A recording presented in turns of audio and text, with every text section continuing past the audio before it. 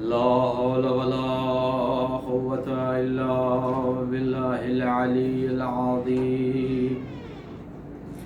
أعوذ بالله السميع العليم من الشيطان اللعين الرجيم. بسم الله الرحمن الرحيم.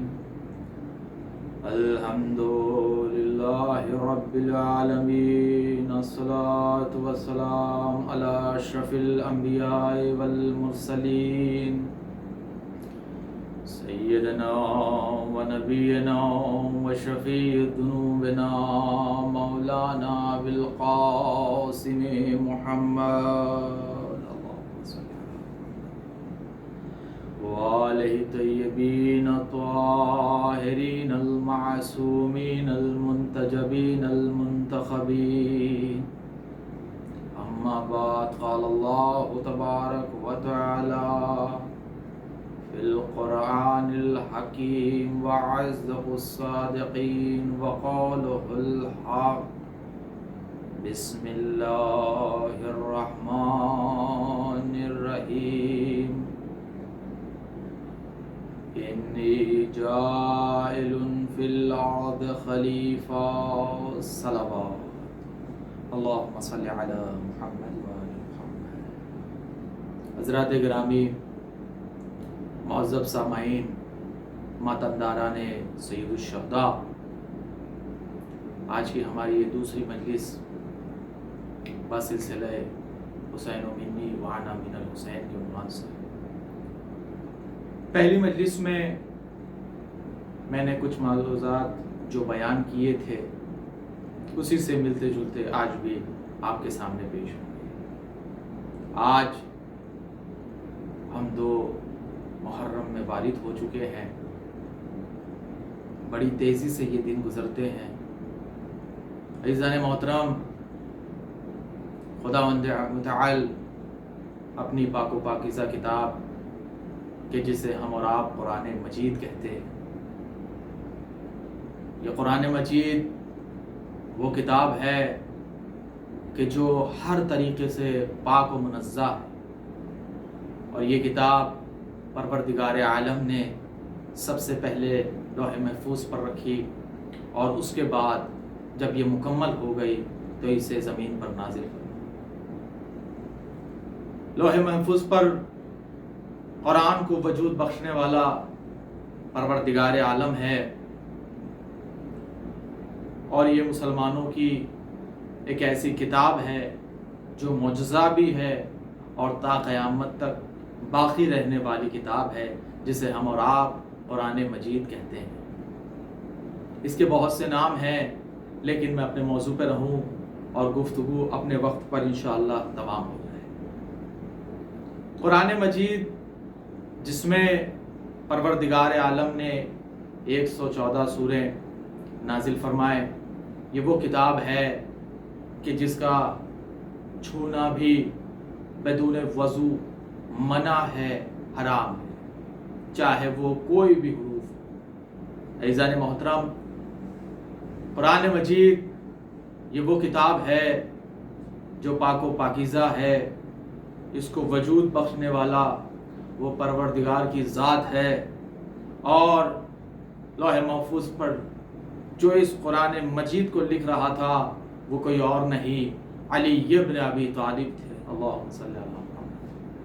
مولا کائنات اس قرآن مجید کو لکھ رہے تھے، اور یہ سلسلہ آگے بڑھا، اور اس کے بعد جب یہ قرآن مجید مکمل ہوا تو جناب جبرائیل لے کر آئے اور رسول خدا کے قلب پر نازل فرمایا. اس میں بہت سی باتیں ہیں، لیکن سب کو چھوڑتے ہوئے اپنی گفتگو کو اور آگے بڑھاتا رہوں. عجیب مرحلہ ہے یہ کتاب کا کہ اتنی پاک و پاکیزہ کتاب ہے کہ وجود بخشنے والا کائنات کا سردار ہے. توجہ فرمائیے گا، اس کو وجود میں بخشنے والا وہ کائنات کا رب العالمین ہے، وہ کائنات کا مالک ہے، وہ غفور و رحیم ہے، وہ قہار و جبار ہے، وہ رحمان و رحیم ہے. لکھنے والا اماموں کا سردار علی ابن ابی طالب ہے. لانے والا عرش سے فرش تک وہ فرشتوں کا سردار جناب جبرائیل ہے، اور اس کے بعد کہ جس پر نازل ہو رہی ہے وہ نبیوں کا سردار یعنی حضرت محمد مصطفیٰ صلی اللہ علیہ وآلہ وسلم، اللہم صلی علی محمد وآل محمد ہے۔ تو عزیزان محترم، یہ وہ کتاب ہے جو وجود میں آئی 4 معصوموں کے، اس میں سے جو وجود پذیر ہوئی ہے اسے ہم قرآن مجید کہتے ہیں، اور یہ قرآن مجید کوئی عام کتاب نہیں ہے۔ اور اللہ اکبر، کیا نبی اکرم فرما رہے ہیں مکہ اور مدینہ میں کہ یہ وہ کتاب ہے کہ اس کو ہر طریقے سے بھی یعنی دیکھنا بھی عبادت ہے، پڑھنا بھی عبادت ہے، اور چھونا بھی عبادت ہے۔ عزیزان محترم، اگر اس کے برعکس ہم دیکھیں گے اور اس کے مد مقابل میں اگر کوئی چیز آئے گی تو اور کوئی نہیں ہے، ہم پریشان تھے کہ ہم کس کو لیں اس دامن میں، ہم کس کو سمیٹیں کہ ہمیں سمجھ میں آئے کہ قرآن مجید کیا کہنا چاہتا ہے، کیونکہ قرآن مجید تو گونگا ہے، قرآن مجید تو خاموش ہے، وہ کچھ کہہ نہیں سکتا۔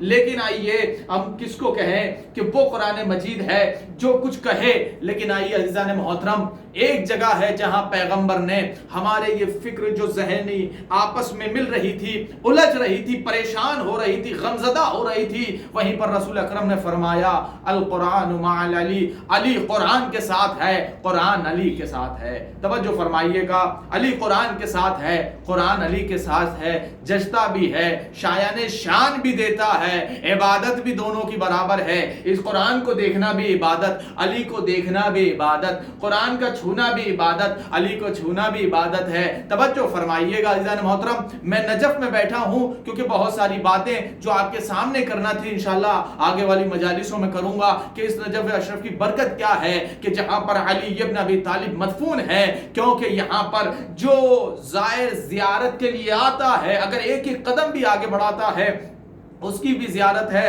اور وہ بھی ثواب کا حقدار ہے ہر قدم پر۔ لیکن عجیب مرحلہ ہے، باقی روضہ مقدس کے علاوہ یہ یہاں پر مولا کائنات کو جو پروردگار نے ایک خصوصیت بخشی ہے، وہ کیا بخشی ہے؟ کیونکہ ہر معصومین کو ایک ایک خصوصیات بخشی ہے، کہ مولا کائنات کو خصوصیات یہ بخشی ہے کہ ایک ایک قدم پر ثواب ہے، لیکن جب واپس پلٹیں گے اس کے جیسے جانے کا ثواب تھا ویسے ہی آنے کا بھی ثواب ہے۔ عزیزان محترم، یہی وہ نجف اشرف ہے جہاں سونا بھی عبادت ہے، جہاں اٹھنا بھی عبادت ہے، اور حتیٰ کہ یہاں تک روایت ہے کہ جو شخص سانس لے رہا ہو نجف اشرف میں وہ بھی عبادت ہے۔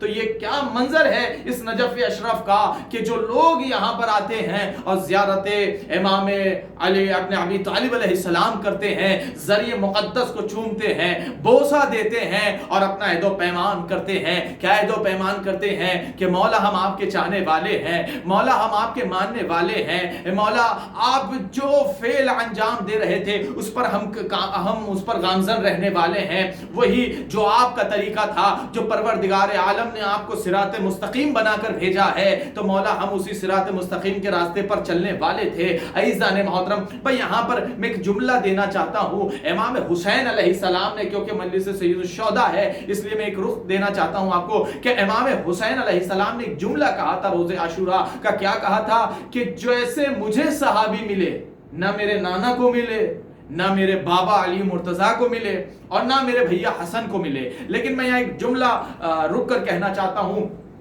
وہ یہ ہے کہ بے شک امام حسین علیہ السلام کی بات کبھی بھی ہم سوچ بھی نہیں سکتے، لیکن ایک لمحہ فکریہ یہ ہے کہ رسول خدا کے کچھ صحابی ایسے تھے جو رسول پر جان نثار کرتے تھے، مولا کائنات کے کچھ صحابی ایسے تھے جو جان نثار کرتے تھے، جیسے جناب سلمان فارسی کو لے لیجئے یا جناب میثم تمار کو لے لیجئے۔ کون ہے جناب میثم تمار؟ یہ کوفے میں مدفون ہے جناب میثم تمار۔ مولا کائنات کے گھر سے یا مسجد کوفہ کے کچھ فاصلے پر جو لوگ یہاں پر آئے انہوں نے دیکھا ہے، جو لوگ نہیں آئے کچھ فاصلے پر ہی سامنے سے دکھتا ہے کہ ان کی قبر مطہر وہاں پر موجود ہے۔ کون ہے جناب میثم تمار؟ بے شک امام حسین علیہ السلام کو صحابی ملے، لیکن مولا کائنات کی معرفت رکھنے والے بھی کچھ صحابی ایسے تھے کہ جنہوں نے اپنے ان ظالموں نے ان کے بدن کو ٹکڑوں میں تقسیم کر دیا۔ ان میں سے ایک صحابی ہے کہ جن کو جناب میثم تمار کہتے ہیں، کہ جنہوں نے اپنی پوری زندگی مولا کائنات کی راہ میں نثار کر دی، فدا کر دی۔ عزیزان محترم، ہمیں کچھ نہیں بننا، صرف ہمیں یہ بننا ہے کہ جس راستے پر میثم چلے تھے شاید اس راستے پر ہم بھی چلیں۔ ہمیں مولا کائنات تک نہیں پہنچنا کہ ہم مولا کو پہچان لیں، کیونکہ رسول خدا نے فرمایا کہ علی ابن ابی طالب کو کوئی نہیں سمجھ سکتا الا میرے اور خدا کے، اور مجھے کوئی نہیں سمجھ سکتا الا علی ابن ابی طالب کے اور خدا کے، اور خدا کو کسی نے نہیں سمجھا الا میرے اور علی ابن ابی طالب کے۔ عزیزان محترم، یہ چہاردہ معصومین ہیں۔ آئیے میں تذکرہ کروں، بڑی جلدی یہ صحابی کا تذکرہ کرتے ہوئے اپنی بات کو آگے بڑھاتا ہوں۔ عزیزان محترم، جناب میثم تمار یہ معرفت کا درجہ ہے، جناب سلمان کا، جناب ابو ذر کا، جناب قمر کا اور جناب میثم تمار کا، کیونکہ یہ نجف اشرف اور کوفہ میں موجود ہیں، اس لیے میں ان کا تذکرہ کر کے اپنی بات کو آگے بڑھاتا ہوں۔ جناب میثم تمار یہ کہ جن کی اسی محرم سے پہلے ہی کچھ دن پہلے شہادت کی جو تاریخ آئی تھی جناب میثم تمار کی، آپ نے بخوبی سنا ہوگا ہر عالم دین سے، خطبہ سے، خطیب سے، اور آپ نے کتابوں میں بھی پڑھا ہوگا الحمدللہ۔ جناب میثم تمار بنی اسد کے قبیلے کے ایک خاتون جو رئیس تھی، یہ اس کے غلام تھے اور مولا کائنات سے بے حد پیار کیا کرتے تھے، محبت کیا کرتے تھے۔ جب بھی سنتے تھے کہ علی ابن ابی طالب یہاں سے آئے تھے تو صرف علی ابن ابی طالب کو دیکھتے تھے۔ جناب میثم تمار کا مطلب یہ ہے کہ کھجور بیچنے والا، کیونکہ جناب میثم تمار کھجور بیچا کرتے تھے۔ تو روایت یہ ہے کہ ایک مرتبہ جناب میثم تمار وہاں پر آئے، مولا کائنات نے جب جناب میثم تمار کو دیکھا تھا تو جناب میثم تمار کو جو رقم بنی اسد کی خاتون کو عطا کیا اور عطا کرنے کے بعد اپنے اس میں لے لیا، کیونکہ اس کے غلام تھے، مولا نے غلامی ان کی چھڑوا دی اور اپنے حصے میں لیا۔ اور مولا کائنات نے جناب میثم سے کہا کہ اے میثم، اب تم غلامی سے آزاد ہو۔ جناب میثم تھوڑے سے پریشان ہوئے، کہا مولا یہ کیا ماجرا ہے، میں تو آپ کی غلامی ہوں، کہا ہم نے تمہیں آزاد کر دیا۔ جناب میثم کہتے ہیں ایسی آزادی غلامی سے بہتر نہیں ہے، یہ غلامی ہی سب سے بڑی آزادی ہے۔ عزیزان محترم، جناب میثم تمار مولا کائنات سے بے حد پیار کیا کرتے تھے۔ ایک وقت ایسا تھا کہ صحابہ ایک جگہ جمع ہوئے، مولا کائنات کوفے میں ایک مقام پر بیٹھے ہوئے تھے کہ مولا کائنات نے جناب میثم تمار کے بارے میں فضیلت بیان کری۔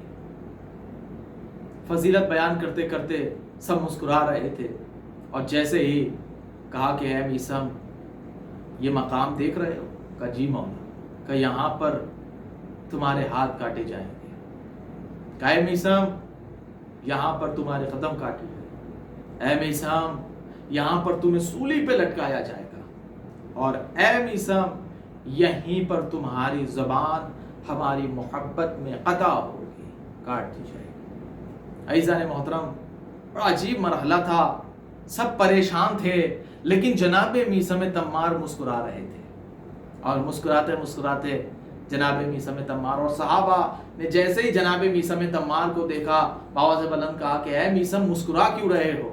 تو جناب میثم فرماتے ہیں کہ مجھے شہادت کی خبر کوئی اور نہیں دے رہا ہے بلکہ علی ابن ابی طالب دے رہے ہیں۔ صلوات پڑھتے محمد و آل محمد، اللہم صلی علی محمد۔ جناب میثم یہ پوری مولا کائنات یہ پوری خبر دے رہے ہیں شہادت کی۔ جناب میثم تمار مسکرا رہے ہیں، اور مسکراتے مسکراتے جناب میثم تمار سجدے میں جاتے اور کہا کہ یہ وہ درخت ہے کہ جہاں پر تمہیں پھانسی دی جائے گی، ہم میں سے اگر کوئی ہوتا تو شاید اس درخت کو ختمی کر دیتا، لیکن وہ جناب میثم تمار معرفت، امام اس میں मौजूद थी। खुदा की कसम हमें हर पल दुआ करनी चाहिए कि परवरदिगार हमें कम से कम जनाब मीसा में तम्मार के रास्ते पर कायम व दायम अता फरमाए। जनाब मीसा में तम्मार एक बड़ा अजीब वाक़या है जनाब मीसा में तम्मार की अपनी ज़िंदगी के अंदर, क्योंकि खजूर बेचा करते थे। आपने देखा होगा जो हजरात यहाँ पर आए हैं उन्होंने देखा होगा मस्जिद कूफा में जो मस्जिद आज़म है, जहाँ पर एक रकात नमाज पढ़ना अल्लाह जाने कितनी रकात के बराबर, वहाँ पर 70 या 70,000 के बराबर वहाँ पर सवाब है, क्योंकि वहाँ पर हर नबी ने नमाज अदा की है। तो वहाँ पर एक बाब है जिसे बाब सौबान कहते हैं, वहीं पर ये अपनी बोरिया लगाए हुए वहाँ पर बैठा करते थे, जिसे हम आपकी ज़ुबान में लारी कहें या ठेला कहें, वो वहाँ पर रखते थे और वहाँ पर जनाब मीसा में तम्मार खजूर बेचा करते थे। एक शख्स कि जो कूफे का रहने वाला था, मौला कायनात से बहुत बुग़्ज़ रखता था, क्योंकि हमेशा उसकी अहलिया हमेशा अपने घर में जब भी आती जाती, खाना खाती, कहीं भी जाती, सिर्फ अली इब्न अबी तालिब का तज़किरा करती कि मेरे अली इब्न अबी तालिब ऐसे हैं, मेरे अली इब्न अबी तालिब ऐसे हैं। ये तज़किरा रोज़ पर रोज़ बढ़ता जा रहा था।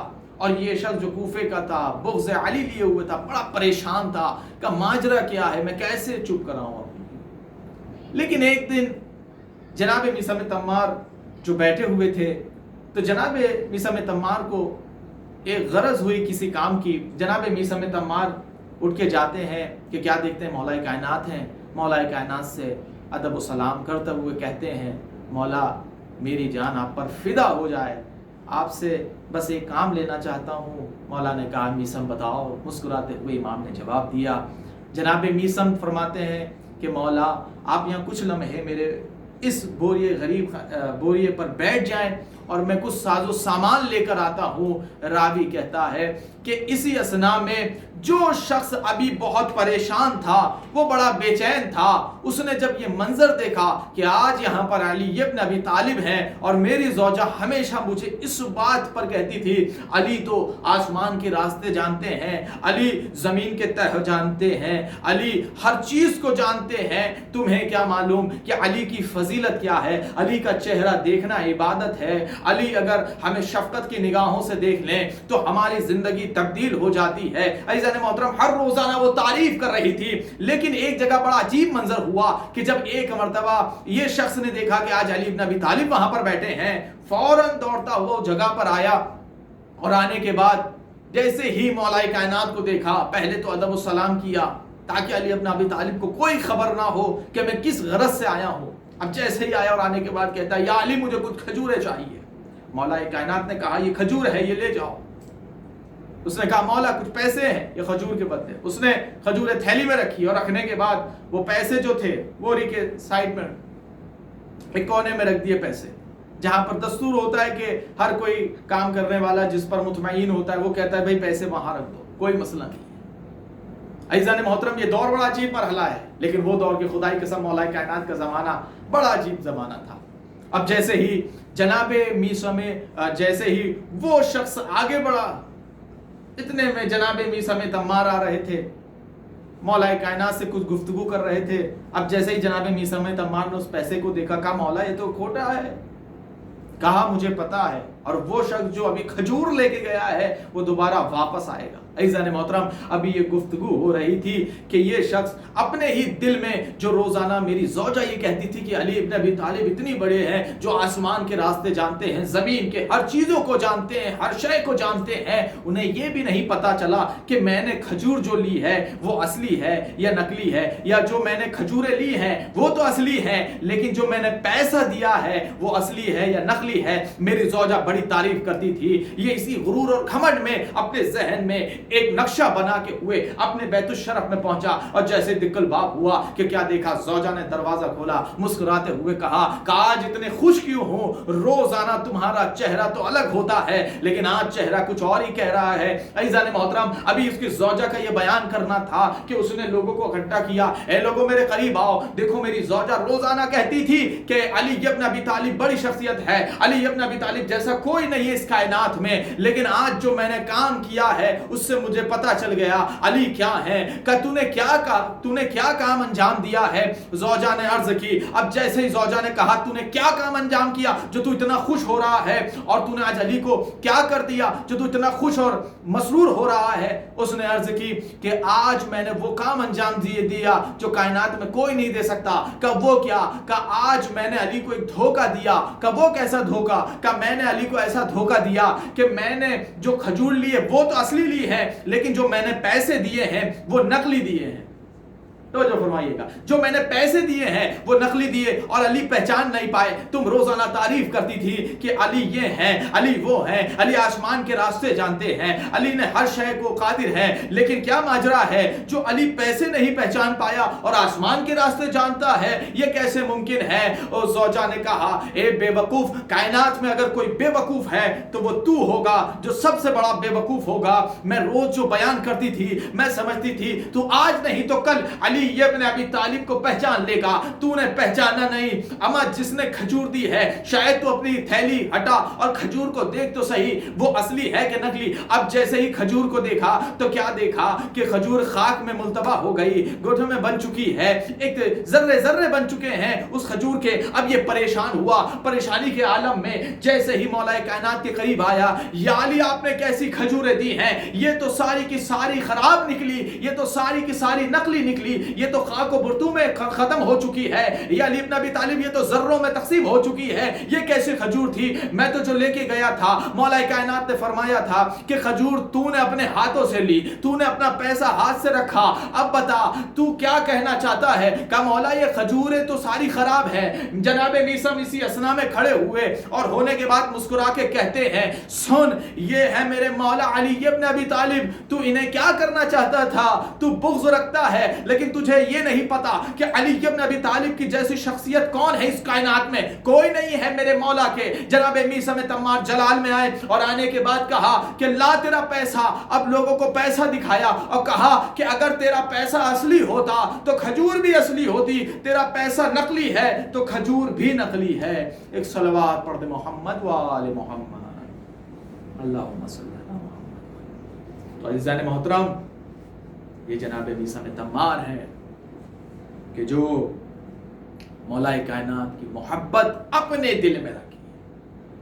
और ऐसे ही नहीं, मौलाए कायनात ने भी कई मकामात पर अपने सहाबा की तारीफ की है, लेकिन कुछ सहाबी ऐसे भी हैं कि जो सूरज को देखते हैं, सुबह उठते सोते हुए गुरूब होते हुए देखते हैं। लेकिन कुछ सहाबी ऐसे हैं कि जो हमेशा इबादत में मशगूल रहते हैं।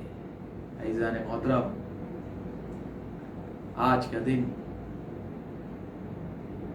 2 मुहर्रम का दिन है, गम आलम का दिन है, क्योंकि वक्त बहुत ज़्यादा हो गया। अब मैं रब्त मसाइब की तरफ गामज़न होना चाहता हूँ। अज़ीज़ान मोहतरम, इंशाअल्लाह कल की गुफ्तगू में और यहीं से आगे बात होगी कि मारिफत इमाम हमें रखना बहुत ज़रूरी है। मैं एक बात आपके सामने पेश करना चाहता हूँ कि रिवायत है इमाम जाफ़र सादिक़ अलैहिस्सलाम, अल्लाहुम्मा सल्ली अलैहि, हमारे छठे इमाम फरमाते हैं कि हर चीज़ का सवाब महदूद है। हम किसी के लिए कोई काम अंजाम देते हैं, किसी को खैरात देते हैं, कोई भी चीज़ हम करते हैं तो वो एक महदूद है, उसका सवाब महदूद है। लेकिन मसाइब आले मोहम्मद पर रोना, अज़ीज़ान मोहतरम, इसका सवाब लामहदूद है। ये छठे इमाम फरमा रहे हैं, इसका सवाब लामहदूद है। बड़ा अजीब मरहला है।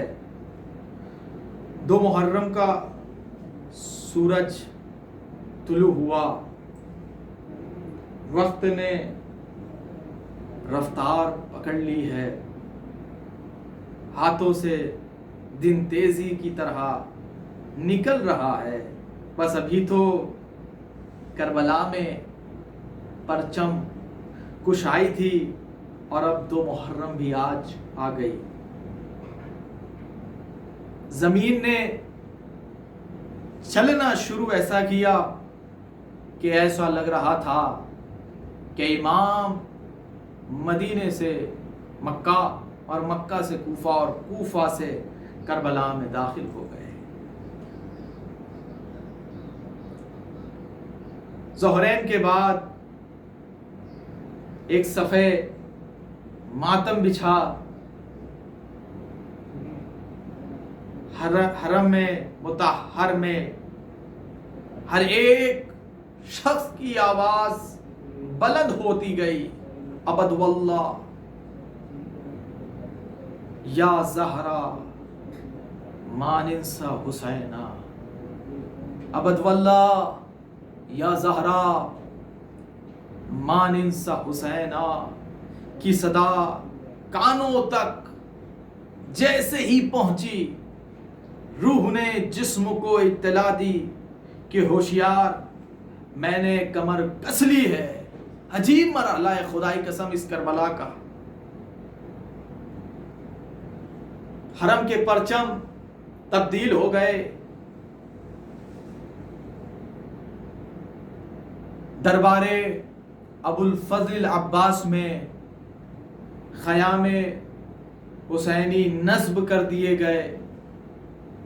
جو حرم کی خوشبو تھی اس میں اب خون کی خوشبو آنے لگی. جو خوشبو حسین ابن علی کی تھی وہ خوشبو مخلوط ہو گئی، خون کی مہک میں شامل ہو گئی. اللہ اکبر. 2 محرم حسین ابن علی اپنے قافلے کے ساتھ داخلے کربلا میں ہوئے. ایک جگہ ہے جہاں پر جناب زینب کی محمل رکی ہے، اور رکنے کے بعد ایک ایسی ہوا چلی ہے عزیزان محترم کہ جناب زینب کے محمل پر کچھ راکھ ہے، تراب مٹی ہے. جناب زینب بڑی بے چین ہوئی کہ ایسی ہوا کیسی جس کی راکھ میرے پاس ہے. جناب زینب نے اس مٹی کو لیا اور سونگنا شروع کیا. اب جیسے اس مٹی کو سونگا ہے، بعض روایت ہے کہ امام حسین علیہ السلام نے اس مٹی کو سونگا ہے، بعض روایت ہے کہ اور دیگر نے، لیکن ایک روایت ہے جو جناب زینب نے جیسے ہی مٹی کو سونگا بڑی بے چین ہوئی، اور بے چین ہونے کے عالم میں جب پریشان ہوئی نا جناب زینب علی کی بیٹی، تو ایک آواز دی، اما فضا میرے قریب آئیے. جناب فضا قریب آئی اور آنے کے بعد کہا، اماں میں آپ کی بھی ہر بات جانتی ہوں اور آپ میری ہر بات سنتی ہیں، لیکن اماں آج ایک بات مجھے بڑی پریشانی کر رہی ہے. اے اماں میرے ماجائے کو مجھ سے قریب کر دیجئے، اے اماں میرے ماجائے کو آواز دے دیجئے تاکہ وہ میرے قریب آ جائے. جناب فضا جاتی ہیں، امام حسین کو جناب زینب کی باتیں بتاتی ہیں. امام حسین بڑی تیزی سے جناب زینب کے محمل کے قریب آئے، اور جیسے ہی جناب زینب کے چہرے کو دیکھا اور دیکھنے کے بعد کہا، اے بہن زینب اتنی بے چین کیوں ہو، اتنی پریشان کیوں ہو؟ اے ارباب عزا، راوی کہتا ہے کہ جناب زینب بڑی پریشان تھی، جناب زینب بڑی پریشان تھی، غم و عالم کے اندوں میں آ گئی تھی. راوی کہتا ہے کہ میں نے ایک منظر دیکھا ہے جو بڑا عجیب منظر تھا. جیسے ہی حسین آئے اور حسین نے جناب زینب کو دیکھا اور دیکھنے کے بعد کہا، اے بہن زینب یہ بتاؤ کیا ماجرا ہے، اتنی پریشان کیوں ہو؟ ارباب عزا آج 2 محرم ہے نا، ہر گھر میں فرش بچھ چکا ہے، سب ماتم و گریہ کر رہے ہیں، لیکن ہائے وہ زہرا جو حسین کے ساتھ ساتھ کربلا میں بھی 2 محرم کو والد کربلا ہو گئی ہیں. راوی کہتا ہے میں نے دیکھا کہ ایک مرتبہ جناب زینب ابھی محمل میں ہی ہے، پریشان ہے، بے چین ہے. جیسے ہی امام حسین نے کہا، اے بہن زینب یہ بتاؤ پریشانی کا عالم کیا ہے؟ آواز آئی، اے بھیا میں پریشان اس لیے ہوں کہ میں نے دیکھا ایک ہوا چلی ہے جو تراب اڑی ہے، وہ میرے محمل کے پردے پر آئی. اب جیسے ہی میں نے خوشبو سونگی ہے بھیا اس میں سے آپ کی خوشبو آ رہی ہے. اے بھیا اس میں خون کی خوشبو آ رہی ہے، اے بھیا میرا دل بے چین ہو رہا ہے، جتنا جلدی ہو سکے یہاں سے چلے چلے۔ ارباب ازا جناب زینب کو تسلی دی، اے بہن زم گھبرانے کی بات نہیں ہے، ہو سکتا ہے تقدیر یہ ہو کہ ہمیں یہی رہنا پڑ جائے۔ ارباب ازا راوی کہتا ہے اسی اثناء میں مولا حسین نے جناب عباس کو طلب کیا، مولا عباس آئے کی آواز میں، جیسے ہی مولا عباس قریب آئے، جی آقا فرمائیے کیا فرمان ہے؟ کہا عباس جلدی جاؤ اور جانے کے بعد اس خطے میں دیکھنا وہاں پر کچھ لوگ ہوں گے، جاؤ ان کے بستی کو لے کر آؤ۔ ارباب ازا مولا غازی عباس جاتے ہیں، اور یہ کون بستی ہے؟ کہ کوئی اور بستی نہیں ہے، مولا عباس کہیں اور نہیں گئے بلکہ بنی اسد کے قبیلے میں کچھ بزرگان تھے۔ مولا نے سلام و ادب کیا اور کہا میرے آقا حسین آپ کو طلب کر رہے ہیں۔ یہ سارے کے سارے دوڑتے ہوئے مولا حسین کے قریب آئے اور آنے کے بعد کہتے ہیں اے مولا آپ پر ہماری جان فدا ہو، اے مولا آپ فرزند رسول ہیں، بتائیے کیا فرما رہے ہیں؟ مولا نے فرمایا اے بنی اسد کے لوگوں یہ بتاؤ اس جگہ کا نام کیا ہے؟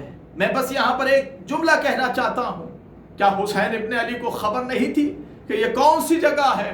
لیکن یہاں پر اطمینان دلانا چاہتے تھے مولا کہ یہ کون سی جگہ ہے؟ کہ یہ مولا اسے نینوا کہتے ہیں۔ حسین کی آواز آئی عباس کہو بیبیوں سے کہ محمل سے اتر جائیں۔ کہ اس کا کوئی اور نام؟ کہا مولا اس کا دوسرا نام ہے کرب و بلا۔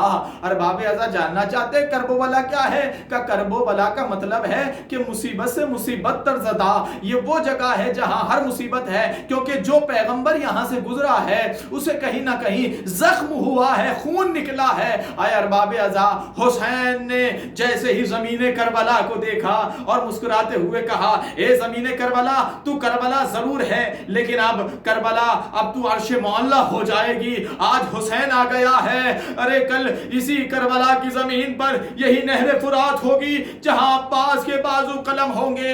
اے کربلا یہی وہ تیری آغوش ہے جہاں میرا ننھا مجاہد علی اصغر دفن کیا جائے گا۔ اے کربلا یہی وہ جگہ ہے جہاں میرا علی اکبر ارے قدم اپنی ایڑیاں رگڑ رہا ہوگا، یہی وہ جگہ ہے جہاں اون و محمد کو قتل کیا جائے گا، یہی وہ جگہ ہے جہاں میرے قاسم کے ارے لاشے کو ٹکڑوں ٹکڑوں میں پامال کر دیا جائے گا۔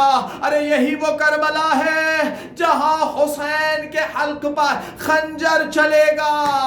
ارے میری ماں کہے گی ارے خنجر نہ چلاؤ، میں نے چکیاں پیس کر پالا ہے۔ اے ارباب ازا ایک لمحہ بس ایک آپ کی ختم دعا انشاءاللہ۔ راوی کہتا ہے میں نے ابھی یہ منظر دیکھا، ابھی مولا بیان فرما رہے تھے کہ اتنے میں امام زمین پر گئے، سجدے میں سر رکھا، اے معبود ہم آ گئے اپنی جگہ پر جس کا وعدہ تھا۔ راوی کہتا ہے ارباب ازا حسین نے آواز دی اے بھیا عباس میرے قریب آؤ۔ جناب عباس قریب آئے کہ بنی اسد کے لوگوں کو لے کے آؤ۔ بنی اسد کے لوگ آئے اور جیسے ہی بنی اسد کے لوگ آئے نا زید محترم، تو راوی کہتا ہے کہ جیسے ہی بنی اسد کے قریب آئے کہ امام نے کہا اس کی کیا قیمت ہے؟ بنی اسد کے لوگوں نے فرمایا اے مولا اس کی اتنی قیمت ہے۔ مولا نے وہ قیمت جسے ہم تاریخ میں 60,000 درہم کہتے ہیں مولا نے ادا کیا، اور مولا نے پھر فرمایا کہ ہم تمہیں ہدیہ کر رہے ہیں۔ اے مولا یہ ہدیہ کیوں ہے؟ مولا نے جو لکھا تھا وہ کربلا کی زمین جناب علی اکبر کے نام کی ہے ارباب ازا، کیونکہ یہ انشاءاللہ آگے والی مجلس میں بیان کروں گا۔ راوی کہتا ہے اب یہ لکھ ہی رہے تھے کہ اس نے عرض کی مولا نے ہدیہ جو لفظ استعمال کیا، وہ بنی اسد کے لوگوں نے بزرگان نے کہا اے مولا آپ نے ہدیہ کا لفظ کیوں استعمال کیا جب آپ نے ہم سے خرید بھی لیا ہے؟ اے مولا آپ ہمیں ہدیہ کیوں کر رہے ہیں؟ کہ اس کی 3 شرطیں ہیں۔ کہ وہ شرط کون سی ہے؟ کہ پہلی شرط یہ ہے کہ جب ہمارے لاشیں ٹکڑوں ٹکڑوں میں تقسیم ہو جائیں